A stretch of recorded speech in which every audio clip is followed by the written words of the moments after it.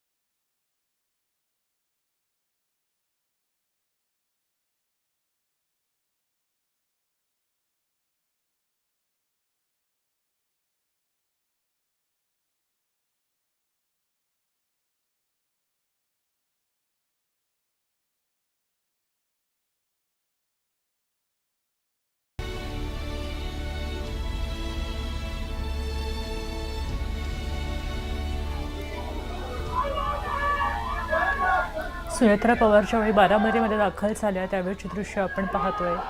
अगदी शोकसागरात त्या बुडालेल्या होत्या। बारामतीकरांनी त्यांना गळाड घातला होता।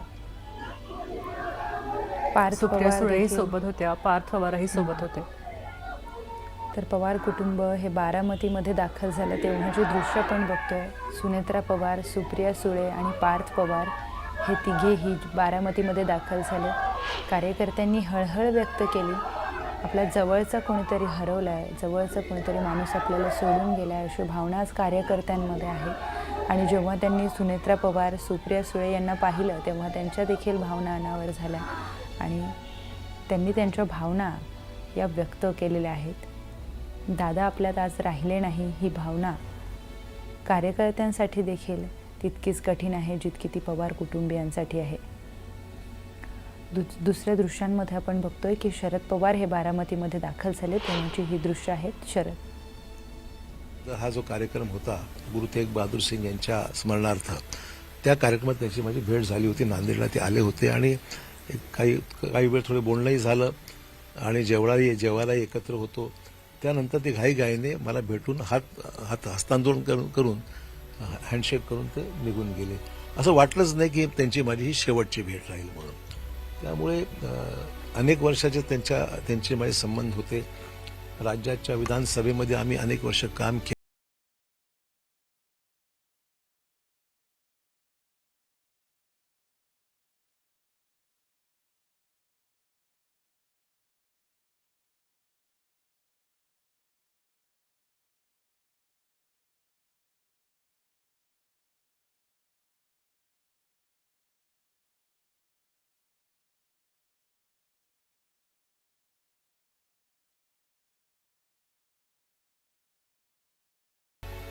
आम्ही राहिलेलो आहोत आणि महाराष्ट्राच्या फाईल्स मंत्रालयातला फटाफट निर्णय घेण्याची त्यांची क्षमता होती।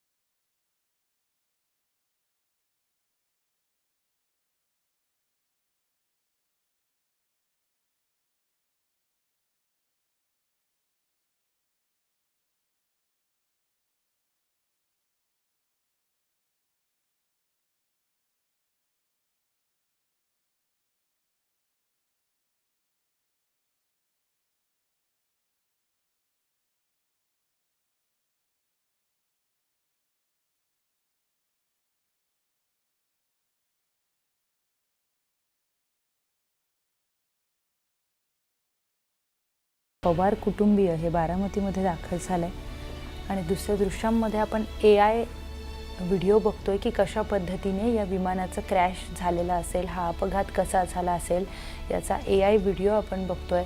कशा पद्धतीने दृश्यमानता ही कमी होती आणि बारामतीच्या भागामध्ये धुकं किती मोठ्या प्रमाणात होतं सकाळच्या वेळेला आणि त्यामुळे लँडिंग करताना हे विमान क्रॅश झाल्याची प्राथमिक माहिती आहे. DGCAकडून ही माहिती आली आहे. त्या सगळ्यानुसार हा व्हिडिओ एक AI व्हिडिओ बनवण्यात आला आहे. कशा पद्धतीने हा अपघात झाला असेल. काही वेळापूर्वी सुनेत्रा पवार आणि पार्थ पवार हे बारामतीमध्ये दाखल झाले. त्यानंतर आपण पाहिलं की शरद पवार आणि त्यांच्या पत्नी प्रतिभा पवार या देखील बारामतीमध्ये दाखल झाल्या. कुटुंबियांसाठी हा मोठा धक्का आहे, कारण अजित पवार हे कामासाठी खरं तर सकाळी लवकर निघालेले होते. त्यांच्या सभा आज होणार होत्या आणि या सगळ्यांमध्ये अचानक ही काही वेगळीच घटना घडली. ही बातमी जेव्हा समोर आली तेव्हा ते कुटुंबियांना काय कुठल्याच व्यक्तीला विश्वास बसला नाही. सुरुवातीला की किरकोळ जखमी असतील,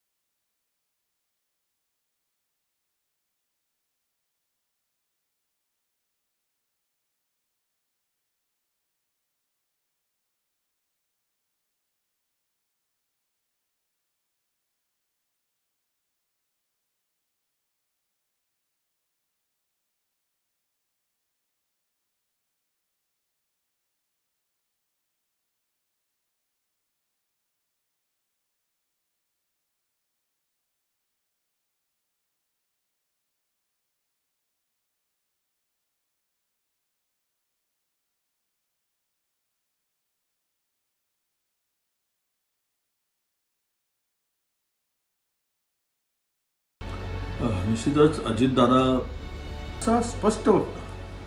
असं एक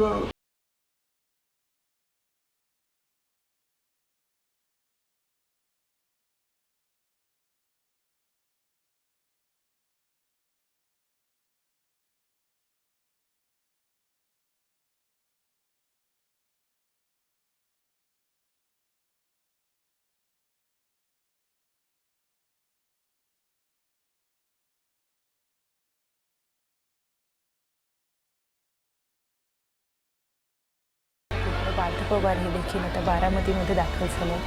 पवार कुटुंबीय हे बारामतीमध्ये दाखल झालेलं आहे आणि आपण आत्ताच आपल्याला कळतं आहे की उदयनराजे भोसले देखील बारामतीमध्ये दाखल झाले आहेत. सगळे मोठे नेते हे हळूहळू बारामतीमध्ये पोहोचत आहेत. सगळ्यांसाठीच हा मोठा धक्का आहे. उदयनराजे भोसले देखील आपण बघतो बारामतीमध्ये पोहोचलेले आहेत. त्याचबरोबर धनंजय मुंडे काही वेळापूर्वी आपण पाहिलं ते देखील बारामतीमध्ये पोहोचलेले होते. धनंजय मुंडे यांनी न्यूज 18 मराठीशी जेव्हा बातचीत केली, जेव्हा त्यांच्या भावना व्यक्त केल्या, तेव्हा त्यांना बोलताही येत नव्हतं. ते फक्त आणि फक्त रडत होते. सगळ्याच नेत्यांचं अशाच काहीशा प्रतिक्रिया सगळ्यांकडूनच आलेल्या होत्या. त्यांच्यासोबत ज्यांनी काम केलं आहे त्यांना रडू हे आवरत नाही आहे, कारण ही खूपच अचानक झालेली दुर्दैवी अशी घटना आहे. इतका भीषण अपघात याची कोणी कल्पनाही कधी केलेली नसेल. खरं तर प्रचारासाठी अजित पवार हे सकाळी निघालेले होते. बारामतीमध्ये त्यांच्या 4 ठिकाणी सभा देखील होणार होत्या. पण त्या सगळ्यांमध्ये ही अतिशय दुर्दैवी घटना समोर आली, जिची कल्पना महाराष्ट्राने कधीही केलेली नसेल. रोहित पवार काही वेळापूर्वी बारामतीमध्ये दाखल झालेले होते. त्याची देखील दृश्य आपण पाहतोय. रडत रडत रोहित पवार हे रुग्णालयामध्ये दाखल झाले. कार्यकर्त्यांनी मोठा घराडा त्यांना घातलेला होता की नेमकं